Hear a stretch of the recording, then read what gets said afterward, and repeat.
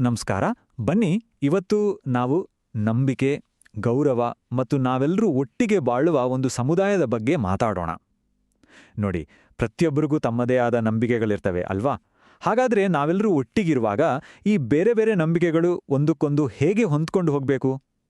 ಬನ್ನಿ, ಭಾರತದ ಸಂವಿಧಾನ ನಮಗೆ ಕೊಟ್ಟಿರುವ ಧಾರ್ಮಿಕ ಸ್ವಾತಂತ್ರ್ಯದ ಹಕ್ಕನ್ನ ಕೆಲವು ಸರಳ ಕಥೆಗಳ ಮೂಲಕ ಅರ್ಥ ಮಾಡ್ಕೊಳ್ಳೋಣ. ಈ ಇಡೀ ಮಾತುಕತೆ ಶುರುವಾಗಿದ್ದೇ ಒಂದು ಸರಳವಾದ ಪ್ರಶ್ನೆಯಿಂದ. ಅಂದ್ರೆ, ನಮಗೆ ಇಷ್ಟವಾದ ಯಾವುದೇ ಧರ್ಮವನ್ನ ನಾವು ಫಾಲೋ ಮಾಡಬಹುದಾ? ಇದು ಬರೀ ಮಕ್ಕಳ ಪ್ರಶ್ನೆ ಅಲ್ಲ, ನಮ್ಮೆಲ್ಲರ ಮನಸ್ಸಿನಲ್ಲೂ ಒಂದಲ್ಲ ಒಂದ್ಸಲ ಬಂದೇ ಇರುತ್ತೆ. ಸರಿ, ಇದಕ್ಕೆ ಉತ್ತರ ಏನು ಅಂತ ನೋಡೋಣ ಬನ್ನಿ. ಈ ಪ್ರಶ್ನೆಗೆ ಉತ್ತರ ಎಲ್ಲಿದೆ ಗೊತ್ತಾ? ನಮ್ಮ ಸಂವಿಧಾನದಲ್ಲೇ ಇದೆ. ಭಾರತದ ಸಂವಿಧಾನದ ಆರ್ಟಿಕಲ್ 25 ಅಂದ್ರೆ 25ನೇ ವಿಧಿ ಪ್ರತಿಯೊಬ್ಬ ವ್ಯಕ್ತಿಗೂ ತಮಗೆ ಸರಿ ಅನ್ನಿಸೋ ನಂಬಿಕೆಯನ್ನ ಇಟ್ಕೊಳ್ಳೋಕೆ ಮತ್ತು ಅದನ್ನ ಆಚರಿಸೋಕೆ ಪೂರ್ತಿ ಹಕ್ಕಿದೆ ಅಂತ ತುಂಬಾನೇ ಸ್ಪಷ್ಟವಾಗಿ ಹೇಳುತ್ತೆ. ಇದು ನಮ್ಮ ವೈಯಕ್ತಿಕ ಸ್ವಾತಂತ್ರ್ಯದ ಒಂದು ದೊಡ್ಡ ಅಡಿಪಾಯ. ಇಲ್ಲಿ ನಮ್ಮ ಕಾನೂನು ಒಂದು ಬಹಳ ಇಂಟ್ರೆಸ್ಟಿಂಗ್ ಪದವನ್ನ ಬಳಸುತ್ತೆ, ಆತ್ಮಸಾಕ್ಷಿಯ ಸ್ವಾತಂತ್ರ್ಯ. ಅಂದ್ರೆ ನಮ್ಮ ನಂಬಿಕೆ ಇದೆಯಲ್ಲ, ಅದು ಸಂಪೂರ್ಣವಾಗಿ ನಮ್ದು. ಅದನ್ನ ಯಾರೂ ಪ್ರಶ್ನೆ ಮಾಡೋ ಹಾಗಿಲ್ಲ. ಹಾಗಾದ್ರೆ ಈ ಆತ್ಮಸಾಕ್ಷಿ ಅಂದ್ರೆ ನಿಜವಾಗಿ ಏನು? ಆತ್ಮಸಾಕ್ಷಿ ಅಂದ್ರೆ ಬೇರೇನೂ ಅಲ್ಲ, ಅದು ನಮ್ಮ ಅಂತರಾಳದ ಧ್ವನಿ. ನಮ್ಮ ಒಳಗಿನ ಮನಸ್ಸು ಯಾವುದು ಸರಿ ಯಾವುದು ತಪ್ಪು ಅಂತ ಹೇಳುತ್ತೋ, ನಾವು ಯಾವುದನ್ನು ತುಂಬಾನೇ ಆಳವಾಗಿ ನಂಬುತ್ತೀವೋ ಅದೇ ನಮ್ಮ ಆತ್ಮಸಾಕ್ಷಿ. ಈ ಹಕ್ಕು ನಮ್ಮ ಒಳಗಿನ ನಂಬಿಕೆಗೆ ಕಂಪ್ಲೀಟ್ ಸ್ವಾತಂತ್ರ್ಯ ಕೊಡುತ್ತೆ. ಸರಿ, ಇಲ್ಲೊಂದು ತುಂಬಾನೇ ಮುಖ್ಯವಾದ ಟ್ವಿಸ್ಟ್ ಇದೆ. ನಂಬಿಕೆಯ ಸ್ವಾತಂತ್ರ್ಯ ಅಂದ್ರೆ ನಮಗಿಷ್ಟ ಬಂದಾಗೆ ಏನ್ ಬೇಕಾದ್ರೂ ಮಾಡ್ಬೋದು ಅಂತಾನಾ? ಒಂದು ವೇಳೆ ಧರ್ಮದ ಹೆಸರಲ್ಲಿ ಮಾಡೋ ಕೆಲ್ಸಗಳಿಂದ ಬೇರೆಯವರಿಗೇನಾದ್ರೂ ತೊಂದ್ರೆ ಆದ್ರೆ ಆಗೇನ್ ಮಾಡೋದು? ಇದು ಬಹಳ ಸೂಕ್ಷ್ಮವಾದ ಪ್ರಶ್ನೆ, ಹೌದಲ್ವೇ? ನಮ್ಮ ಸಂವಿಧಾನ ಇದಕ್ಕೆ ತುಂಬಾನೇ ಕ್ಲಿಯರ್ ಆಗಿ ಉತ್ತರ ಕೊಡುತ್ತೆ. ಈ ಸ್ವಾತಂತ್ರ್ಯಕ್ಕೆ ಕೆಲವು ಕಂಡೀಷನ್ಸ್ ಇವೆ. ಅವುಗಳು ಸಾರ್ವಜನಿಕ ಸುವ್ಯವಸ್ಥೆ, ನೈತಿಕತೆ ಮತ್ತು ಆರೋಗ್ಯ. ಅಂದ್ರೆ ನಮ್ಮ ಆಚರಣೆಗಳು ಸಮಾಜದ ಶಾಂತಿಗೆ ತೊಂದರೆ ಕೊಡಬಾರ್ದು, ಸಾರ್ವಜನಿಕ ನೈತಿಕತೆಗೆ ಕೆಟ್ಟದ್ದು ಮಾಡಬಾರ್ದು ಮತ್ತು ಯಾರ ಆರೋಗ್ಯಕ್ಕೂ ಹಾನಿ ಮಾಡಬಾರ್ದು. ಈ ನಿಯಮಗಳನ್ನ ಇನ್ನೂ ಚೆನ್ನಾಗಿ ಅರ್ಥ ಮಾಡ್ಕೊಳ್ಳೋಕೆ ಬನ್ನಿ ಒಂದು ಶಾಲೆಯಲ್ಲಿ ನಡೆದ ಹಬ್ಬದ ಬಗ್ಗೆ ಒಂದು ಚಿಕ್ಕ ಕಥೆ ಕೇಳೋಣ.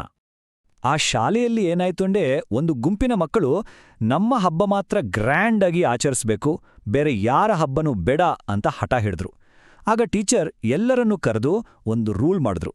ಇಲ್ಲಿ ಎಲ್ಲರ ಹಬ್ಬಗಳಿಗೂ ಒಂದೇ ರೀತಿ ಗೌರವ ಕೊಡಬೇಕು, ಎಲ್ಲವನ್ನೂ ಒಟ್ಟಿಗೆ ಸೇರಿ ಖುಷಿಯಿಂದ ಆಚರಿಸೋಣ ಅಂತ ಹೇಳಿದ್ರು.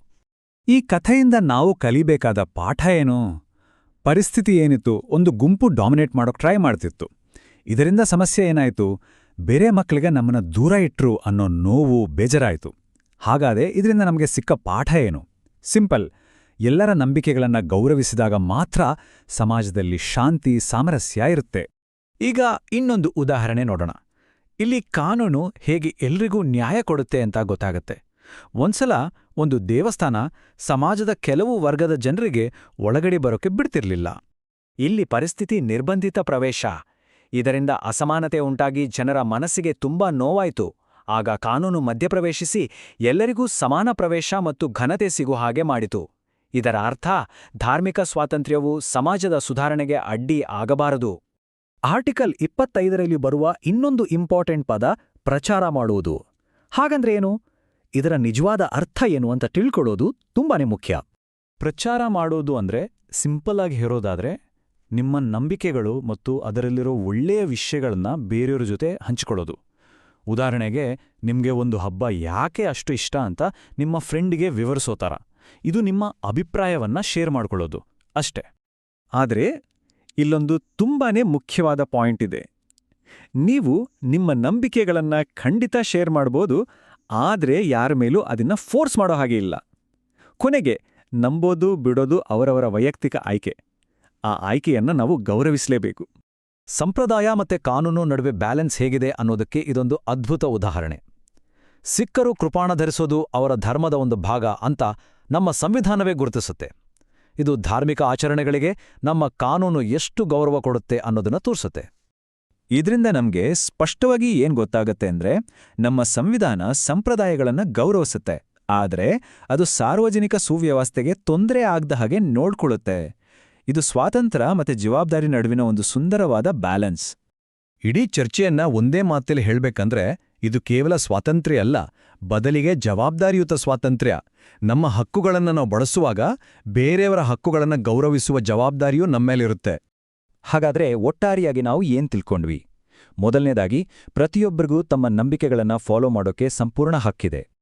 ಎರಡನೆಯದಾಗಿ, ನಮ್ಮ ನಂಬಿಕೆಗಳನ್ನ ಪಾಲಿಸೋದು ಎಷ್ಟು ಮುಖ್ಯವೋ ಅಷ್ಟೇ ಮುಖ್ಯ ಬೇರೆಯವರ ನಂಬಿಕೆಗಳನ್ನ ಗೌರವಿಸೋದು ಕೂಡ. ಮತ್ತು ಕೊನೆಯದಾಗಿ, ನಮ್ಮ ಅಭಿಪ್ರಾಯಗಳನ್ನ ಹಂಚಿಕೊಳ್ಬೋದೇ ಹೊರತು ಯಾರ ಮೇಲೂ ನಮ್ಮ ನಂಬಿಕೆಗಳನ್ನ ಹೇರಬಾರ್ದು. ಆಯ್ಕೆಯ ಸ್ವಾತಂತ್ರ್ಯವನ್ನ ಯಾವಾಗಲೂ ಗೌರವಿಸಬೇಕು. ಹೋಗೋ ಮುಂಚೆ ನಿಮ್ಗೊಂದು ಪ್ರಶ್ನೆ.